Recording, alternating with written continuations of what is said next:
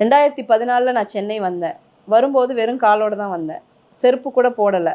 Ticket கிடையாது. Train ticket எனக்கு யாரோ ஒருத்தவங்க தான் புக் பண்ணி கொடுத்தாங்க. ஹாஸ்டல் கேட்க நான் ஹாஸ்டலுக்கு தான் வந்தேன்.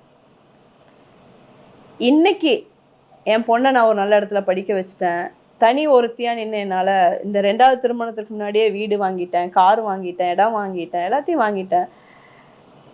எந்த விதமான ஒரு தவறான உறவு முறையும் இல்லாமல், பணத்திற்காக யாரோடும் என் உடலை விற்காமல், சந்தோஷமாக சுயமாக ஒரே நாளில் 7 சேனலில் வேலை பார்த்துருக்கேன். இன்னைக்கு இருக்கிற அத்தனை சேனலில் இருக்கவங்களுக்கு எனக்கு தெரியும். அது போல ஜாலியாக பேசு வளவலன்னு பேசும், இவ்வளோதான். யார்கிட்ட வேணாலும் என்னோட அப்படி காலரை தூக்கி வச்சு என்ன அப்படின்னு கேட்கறதுக்கான திமிரு வந்தது அங்கே தான். செத்து போன பாம்பெல்லாம் சிலதெல்லாம் பேசிகிட்டு இருக்கிறதெல்லாம் உண்மையே கிடையாது. நான் எந்த விதமான காம்ப்ரமைஸும் பண்ணாமல், எந்த விதமான அட்ஜஸ்ட்மெண்ட்டும் பண்ணாமல், 200 ரூபாய் சம்பளத்திலிருந்து இன்னைக்கு எனக்கு ஒரு நாளைக்கு 30 ரூபாய், அதாவது 30,000 ரூபாய் ஒரு படத்தில் நடித்தாலோ ஒரு வெப்சீரியலில் நடித்தாலோ பண்ணுனா 30,000 ரூபா கொடுங்கன்னு நான் கேட்குற அளவுக்கு 200 ரூபாயிலேருந்து இந்த 10 ஆண்டுகள் என்னோட வளர்ச்சி இது.